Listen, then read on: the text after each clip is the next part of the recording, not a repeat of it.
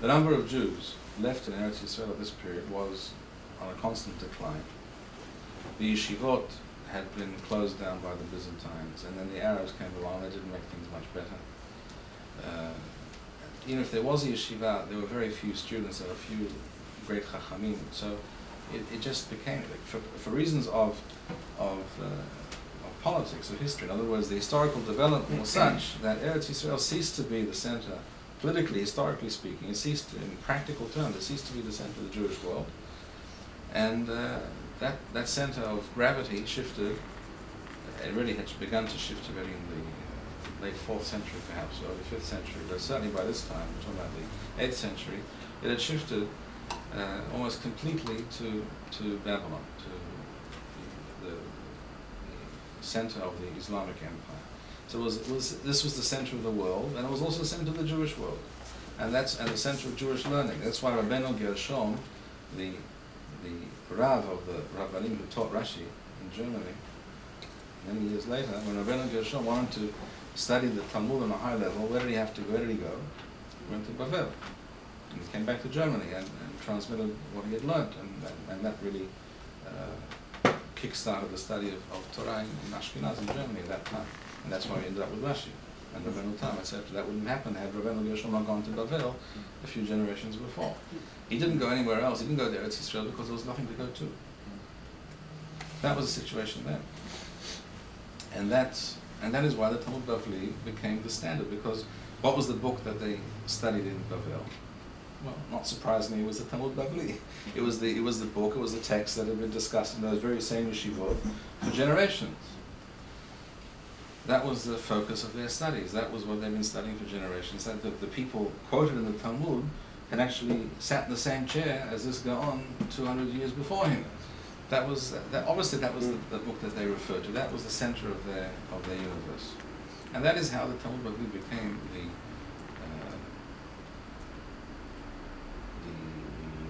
most authoritative text in terms of halakha, in terms of Judaism in general.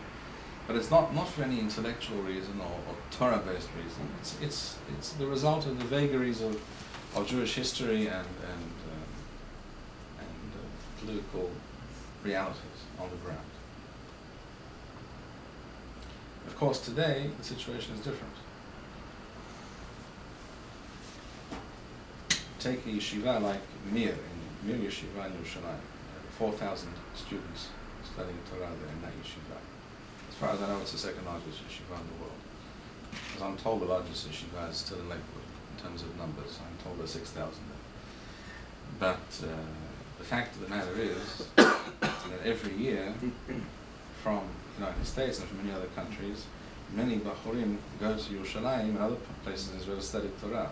How many Jews leave Eretz Yisrael and go elsewhere, go to the United States or another country, I don't know where, to study Torah? Today, it doesn't happen.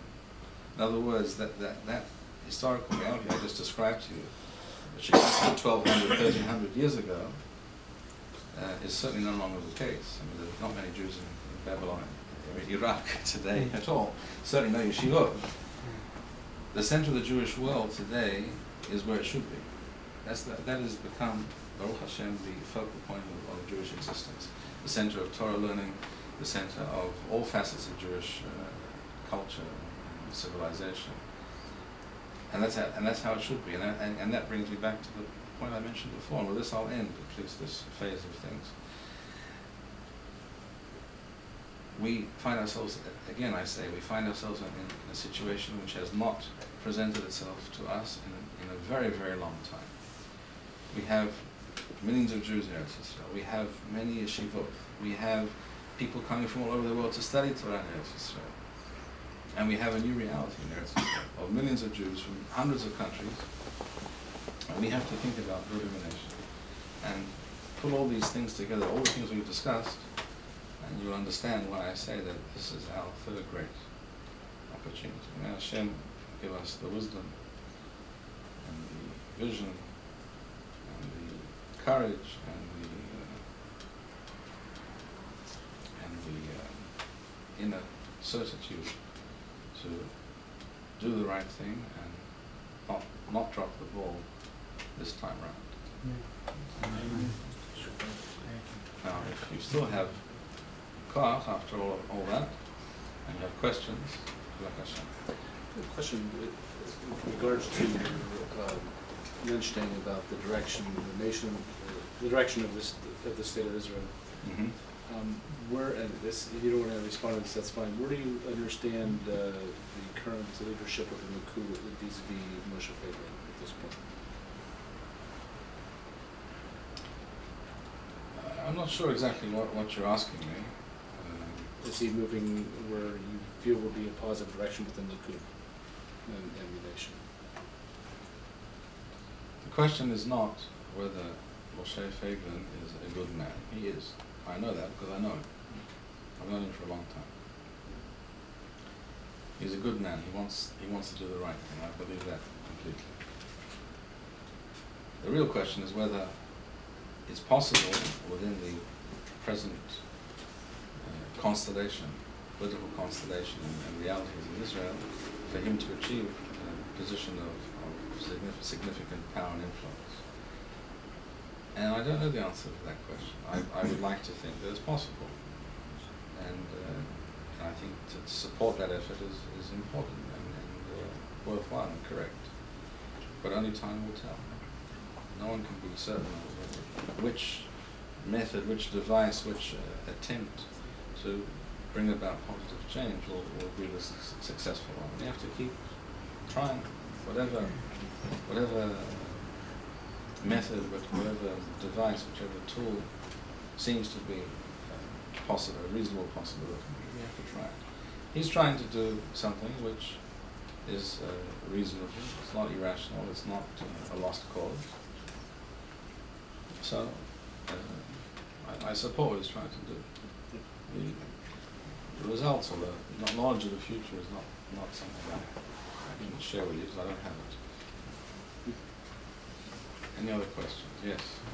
In addition to making Aliyah, what are the things that Jews in the Galut can do in order to promote Nusach Eretz Yisrael?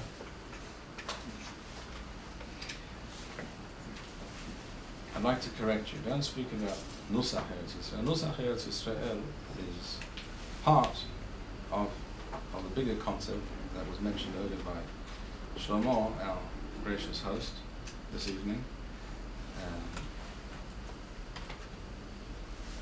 The greater concept, or the broader concept of Torah Eretz Yisrael. In other words, Judaism based on the ideas and the comprehensive picture that Torah paints for us. That's Torah Eretz Yisrael. The idea of having a Nusach Tefillah or a Nusach Birkat HaMazon. By the way, did you see? There are Birkonim there for those who are interested in being in a smaller wallet version, a pocket version, a table version. The idea behind that is a tool to facilitate that bringing together of Jews from different backgrounds and reforming them into this reconstituted Jewish nation. You understand? So Nusach Eretz Yisrael is very important, but it's not the be-all and the end-all. It's not the only thing we should be discussing. It's part of a broader agenda.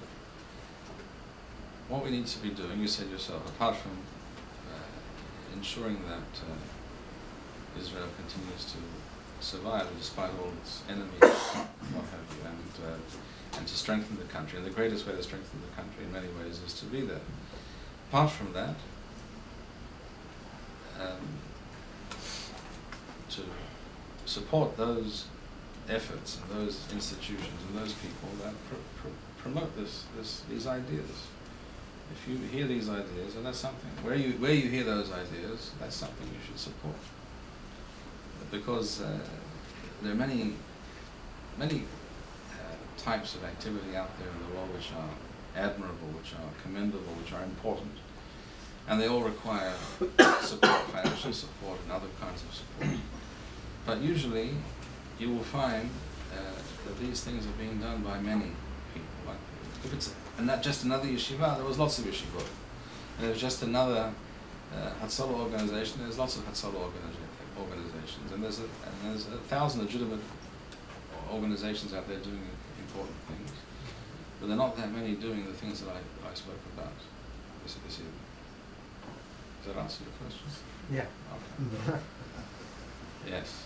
I have two questions.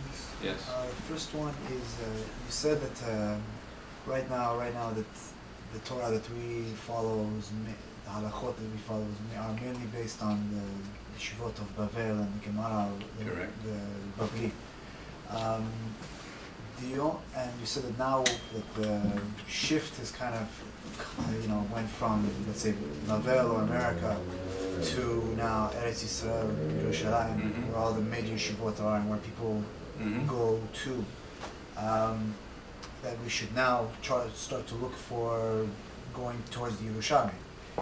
But the only issue there is that the yeshivot in Eretz Yisrael today and in Yerushalayim are following the Mesorah of Bavli. And the Mesorah of Bavli is the only Mesorah that we have at this point, that we understand, that we've been going over for so many years. The Mesorah of the Yerushalmi is something that's been more lost than the Mesorah of Bavli. So how can we artificially shift to, I understand the point that you're making, but how do we artificially shift, so to speak, from the Bavli to the Yerushalmi without a solid Mesorah, without understanding the Yerushalmi on the same level that we already understand the Bavli? Okay. Well, the answer is that we don't. We don't do what you're suggesting, which is to shift artificially. We don't need to do that. We can't do it artificially. We have to do it seriously, not artificially. It can't be done artificially, and it doesn't need to be done artificially. It's also not correct that we have no Mesorah, we don't know. Many people make the claim, for example, that, we don't know the Talmud Yerushalmi because it's very difficult. Well, I've got news for you. I've been studying both Talmudim for quite some time now, and I can tell you that's simply not true. It's not a fact. The fact is that most of the time Talmud Yerushalmi is much easier to understand than the Talmud Bavli, because the Talmud Yerushalmi is much less convoluted, much less lengthy. The argumentation is much more brief and to the point. It's true, it's something you have to get used to because it's a different style, different language a little bit, and so you have to do some homework and get used to something a little bit different. But it's to say that it's very difficult or impossible to do so is simply not true. I have a friend and colleague back home in Eretz Yisrael by the name of Rabbi Yoshua Buch. He has now written a commentary. I've been involved in this work to some extent also, but he's the one who wrote the commentary, really. He has written a commentary on now 4 Masechtot, 4 volumes of the Talmud Yerushalmi. And I'm telling you right now, anyone who can read a Mishnah with Pirush of Rav Kahati, anyone can do that, can understand the Talmud Yerushalmi just as well, if not easier, if not more easily. It's so plain and straightforward the way he presents it, the sources he brings to explain it, elucidate it, very, very straightforward, very simple. To know what the Talmud Yerushalmi is saying is really not so difficult, 95% of the time, okay? The other point you mentioned is true, that people are used to something, yeshivot are used to something of a certain type, and they haven't given much thought, or they don't want to give much thought to any kind of a change, any kind of a new paradigm. You're right. That's why we need a different kind of yeshiva. Sorry, didn't the Chasidei Ger, they had a Yerushalmi Yomi? Still do, I think, yes. Is that... So you're asking why am I saying it's not done, or why is it... No, did they... All right, I understand your point. Your question is very valid, but you have to understand. Because one of the Rebbes of Gur, many years ago now, said that just like there's a Daf Yomi in Talmud Bavli, which people learn around the world, there should also be a Daf Yomi in Talmud Yerushalmi, which some people also do. Few, I think, many fewer, but some people do it. The fact that he said that does not mean, unfortunately, that he was talking about a new paradigm. This was simply a way of injecting something new, something of interest, something different into the mix, so to speak, a mix of things, acceptable things to learn in the Torah world. And just as, if you look historically, look at some of the great Aharonim, last several generations, many of them wrote their Hidushim